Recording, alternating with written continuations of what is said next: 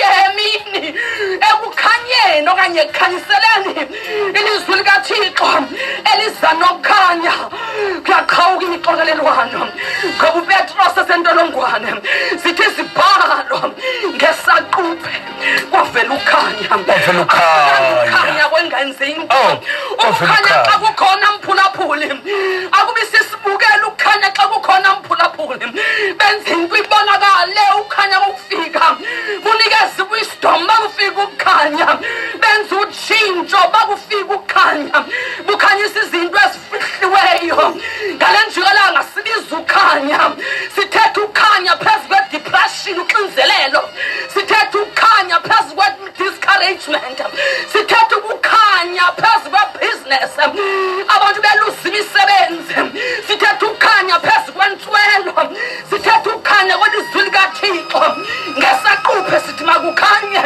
bafika ukukhanya and the Bible says the angel of the Lord appeared ingelosi kaThixo yathetha izinto yathi sukuma Petros uphinqa umphinqo sukuma Petros unxiba imbadada sukuma Petros ulandele ngale njikalanga ukukhanya kukaThixo ungathatha izinto ezibonakalayo zithatha ngokukhanya kaThixo mna hayi ukukhanya kwendoda hayi ukukhanya kwemisebenzi yendoda zithatha ukukhanya kwelizwi likaThixo unlimited kuthi umbhali abukho limited ukukhanya kwelizwi likaThixo abukhethi balala muntu ukukhanya kwelizwi likaThixo ukukhanya kukhanyisa ihlabathi inhlanga zonke umnyama umhlophe uhluphekile usisityebi kodwa ilizwi nokukhanya kwelizwi likaThixo kukhethanga muntu sithi ngale njikalanga bizukhanya kwelizwi likaThixo yanguThixo ngalukhanyisela eMzantsi Afrika ngelixesha kwihlabathi yeAfrika kwikhabhinethi yoMzantsi Afrika kumongameli esipoliseni abantu nabangogqirha ebantwini abasebenza kakhulu nangalo bhubhane esijongene naye kodwa siyazi ukuthi ukuba ngaba sibona ulozilozi sibiza ukukhanya kwelizwi likaThixo okanye ukukhanya kunguThixo uzawumagnifayeka uye kusanda ngokwanda ngokholo abiza ukukhanya ukuze kuthobele izwi lakho uye kubonakala kusanda ngoKristu inkosi yethu amen.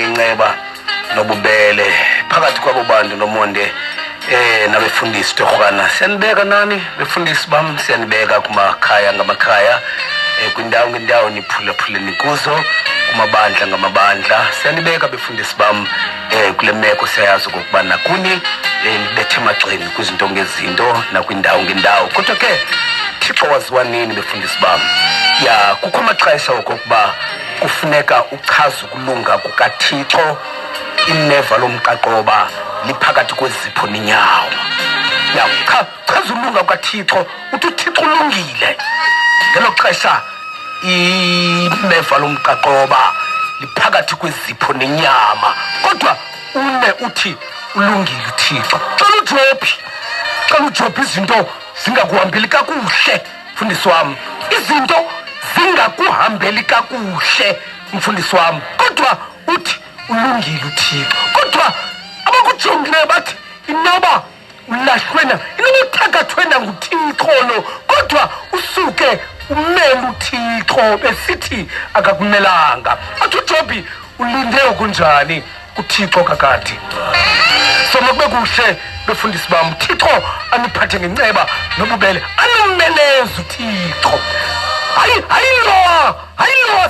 wasemini befundisi bam ndimyaleza kuThixo wasebumnyama waziwa nini kakade nina ningabaphumeli basebumnyameni waziwa nini uThixo wasebumnyameni makalumeleze befundisi bam makanibambe ngesandla uThixo bambe ngesandla uThixo aniwelise njengoba eqhela ukuniwelisa sizabheka ke ngonje emthandazweni ke ngoku kodwa ke xa siya emthandazweni nomonde xa kanye ixesha ke konje imizuzu 12 kubethe insimbi yesithoba sabulela kakhulu ke nomonde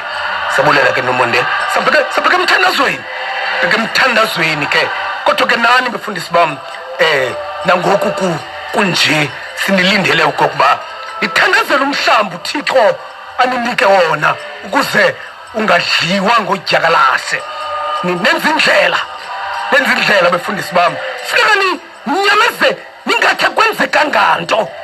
Kwanjalo kakade umfundisi ubhodlela emswaneni man. Bhodlela emswaneni akabhodli kuvulonke bhodlela emswaneni wakhe umfundisi. Akube njalo befundisi bami ndiyalumeleza nazo kokuba uThixo uyayazi nenhlungu enahleleyo kodwa kudla ngothi umfundisi wami ebumnyameni kudla ngokuthiwa hamba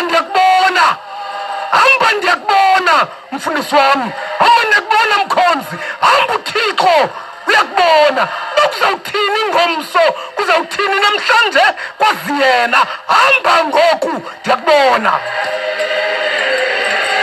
Amadoda ningalahla ubizo likaThixo ngenxa yale ngxaki ningamlahla uThixo ngenxa yale ngxaki.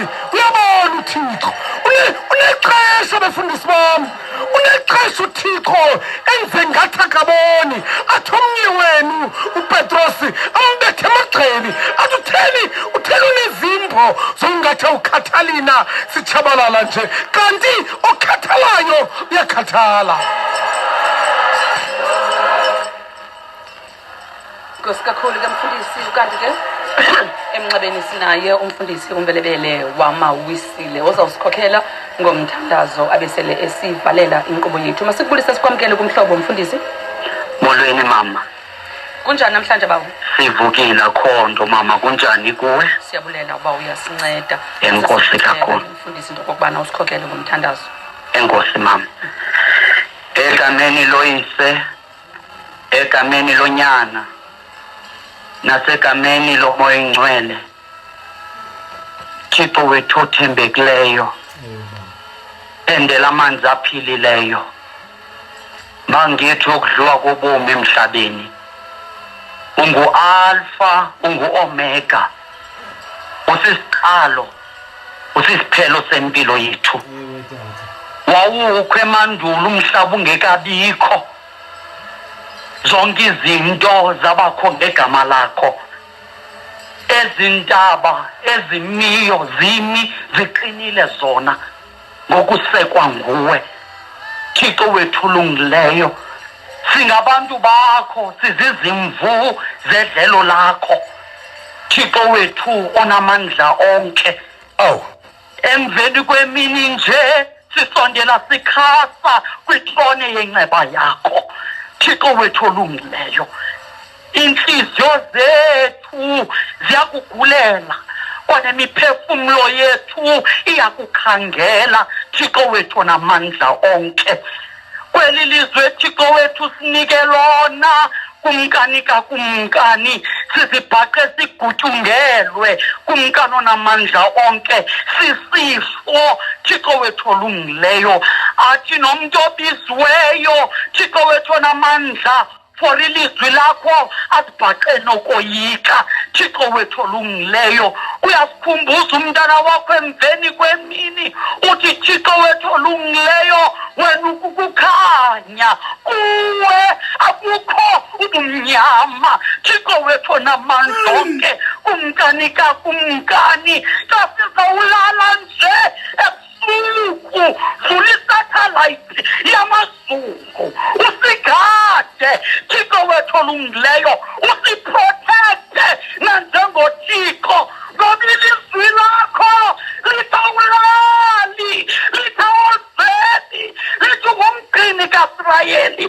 Thixo wethu olungileyo sikhusele Thixo kwingozi namashwa nakwisiqubulayo. Thixo wethu olungileyo kumkani kakumkani sigcine sonke.